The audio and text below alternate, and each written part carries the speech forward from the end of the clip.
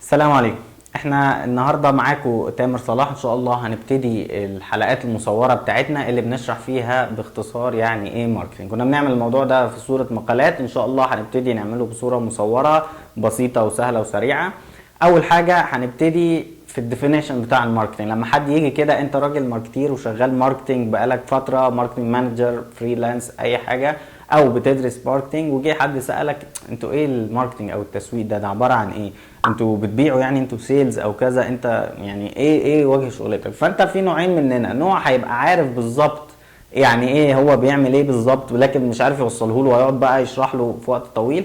او نوع تاني للاسف مش هيبقى فاهم فين الماركتنج من اوله كده لاخره، مش قادر يعني الموضوع مش واصل له كويس، فمش عارف يشرح. فاحنا للنوعين هنحاول نوصل الموضوع ده بسهوله. لما تتسال حتى في انترفيو انت بقى دارس ماركتنج كذا، ايه الماركتنج ده؟ اول حاجه في ديفينيشن واضح وصريح موجود، كوتلر ديفينيشن موجود في الكتب، اي حد يعمل عليه جوجل هيطلع زي اللي هو ده.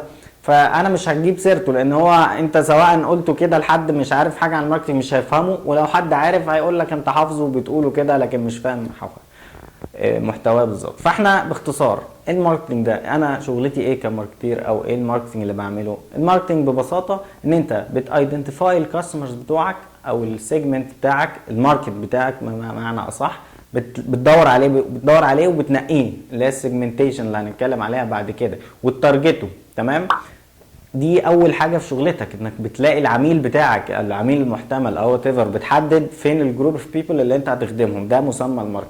تمام؟ تاني حاجه هتايدنتيفاي النيدز بتاعتهم والوانتس والديماندز. يعني ايه الكلام ده؟ يعني خلاص انت عرفت الماركت بتاعك، هتشوف بقى هم محتاجين ايه، عايزين ايه بالظبط، الديماند بتاعهم هيبقى ايه، الباينج باور بتاعهم بيبقى ايه. هنشرحها ببساطه. يعني انت مش بس كفايه ان انت يبقى عندك نيد وونت، لازم ديماند. كلنا عايزين ايفون مثلا، لكن مين فينا يقدر يشتريه، وهيشتريه بكام، وكام مره يعني هيشتريه، او اشتري كام موديل لو انا نزلت موديل جديد، وهكذا. ده الديماند اللي انا لازم برضو ابقى عامل حسابي فيه، لان ده في الاخر اللي بيترجم للشراء. تمام؟ خلاص حددت الماركت بتاعك، حددت النيدز والوونتس والديماندز بتاعتك. تعمل ايه بقى؟ تعمل برودكت او سيرفيس، او توصل ان انت هتساتسفاي النيدز دي شغلتك بقى، satisfying النيدز والوانتس بتاعت الكاستمر بتاعك.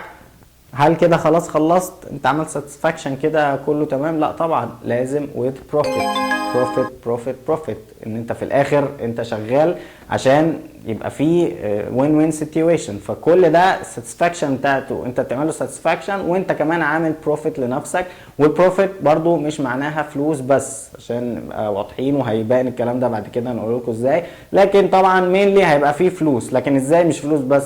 انت ماشي، ممكن اكون محتاج منك فلوس ثمن السلعه او الخدمه، لكن عايزك تتكلم عليها بطريقه حلوه، وورد اوف ماوث. ممكن يعني انا اصلا عامل الشغل ده او بقدم الخدمه دي عشان الناس تتكلم عليا كويس، عشان حاجه تانية، او عشان الكوربريت ايدنتيتي وات ايفر. فانا مش دايما اللي انا عايزه هو فلوس بس، او البروفيت بتاعتي فلوس بس. والكاستمر مش دايما هو عايز البرودكت او السيرفيس بس، برودكت فيه بعديها يعني برودكتس تانية، او هنتكلم برضو البرودكت ده كور بنفيت، وفي حاجات تانية اوجمنتد برودكتس او كده لازم تبقى موجودة، زي الضمان، خدمة ما بعد البيع، الدليفري، حتى كل ده برضو لازم تبقى عامل حسابك فيه. ففي النهاية انت بتعمل اكستشينجينج بروسيس ما بين الحاجات اللي عايزها الكاستمر، والحاجات اللي انت تقدر تقدمها له من عندك، او اللي انت هتاخده منه واللي انت هتقدمه له، بحيث يبقى فيه بروفيتابل ريليشن شيب. ده كل الشغل بتاعنا كماركتنج، او تعريف الماركتنج، ايدنتيفاي الماركت وايدنتيفاي النيدز بتاعته، ساتسفاي نيد وذ بروفيت، باختصار شديد. فاضل ايه بقى؟ فاضل الماركتنج مانجمنت ك ساينس. يعني ايه ماركتنج مانجمنت اللي احنا هندرسه وهنتكلم فيه، او اللي بياخد فيه كورس، او بدايه الماركتنج كله هو الماركتنج مانجمنت. هو ايه بقى؟ هو الارت او الساينس بتاع تشوزنج الكاستمرز بتوعك. انت بقى قلنا ان دي شغلتك، فازاي تختاره وعلى اي اساس، وتعمل له سيجمنتيشن وتارجتنج، كل ده ازاي؟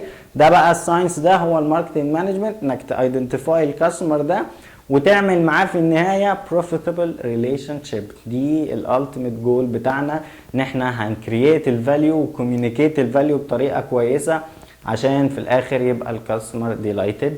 شكرا، ده تعريف سريع. هنقول تاني تفاصيل بس مش عايزين نكتر المده، فبعد كده هيبقى في تفاصيل اكتر ان شاء الله في الفيديوز الجايه. ونتمنى تتابعونا دايما، وكان معاكم تامر صلاح. شكرا.